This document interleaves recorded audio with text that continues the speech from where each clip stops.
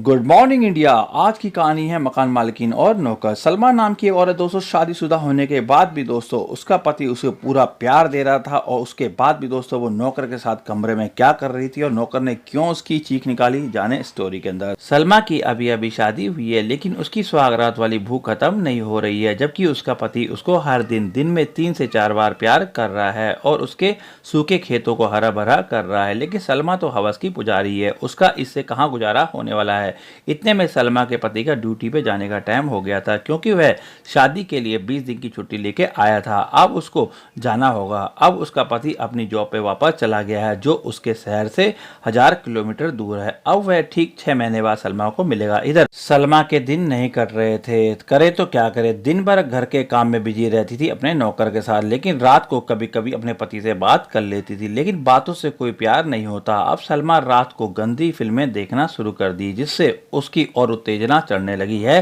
सिलसिला काफी दिनों तक चलता रहा। एक दिन दोपहर की बात है, सलमा अपने लैपटॉप पे एक गंदी फिल्म देख रही थी, जिसमें एक मकान मालकिन और नौकर आपस में रोमांस कर रहे थे। यह करता देख के सलमा के अंदर की गर्मी जाग गई और उसने अपने सारे कपड़े हटा दिए, केवल बरा और पैंटी पहन के रखी थी। इतने में सलमा का नौकर कमरे में आ जाता है, क्योंकि आज सलमा कुंडी लगाना भूल गई थी। नौकर छूटते ही बोला, मालकिन आप यह कैसे लेटी हैं। सलमा नौकर को देखकर चौंक गई, बोली, करूं तो क्या करूं, तेरे भैया तो चले गए हैं ड्यूटी पर, अभी फिल्म देखते ही मैं गुजारा कर रही हूं। क्या तू मेरी सूखी बंजर जमीन पर अपने हल से खुदाई करेगा और उसको पानी दे के हरा भरा करेगा। नौकर पहले मना कर रहा था, लेकिन सलमा के गुब्बारे और उसकी चिड़िया का साइज देखकर उससे रहा नहीं गया और वह राजी हो गया और बोला, क्या करना है।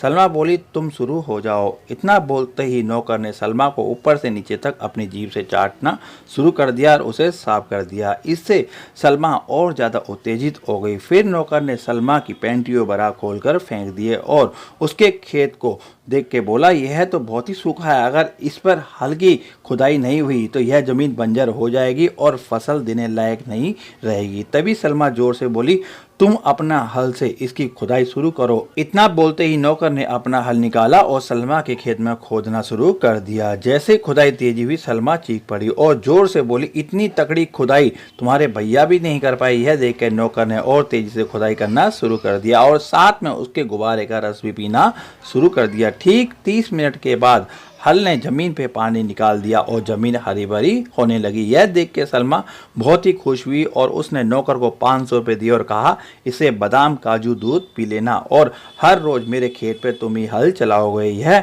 सिलसिला हमेशा चलता रहा। इससे दोनों लोग खुश हो गए, सलमा भी और उसका नौकर भी। दोस्तों, आज की कहानी आपको कैसी लगी दोस्तों, कमेंट सेक्शन के अंदर इसकी राय जरूर दें। साथ में दोस्तों कहानी को लाइक कर देना, अगर चैनल पर नए हैं तो चैनल को सब्सक्राइब कर देना, बेल आइकन को क्लिक कर देना, जिससे मेरा हौसला बढ़े और नेक्स्ट टाइम मैं आपके लिए और भी मनोरंजन कहानियां ला सकूं। आप सबका दिन शुभ रहे।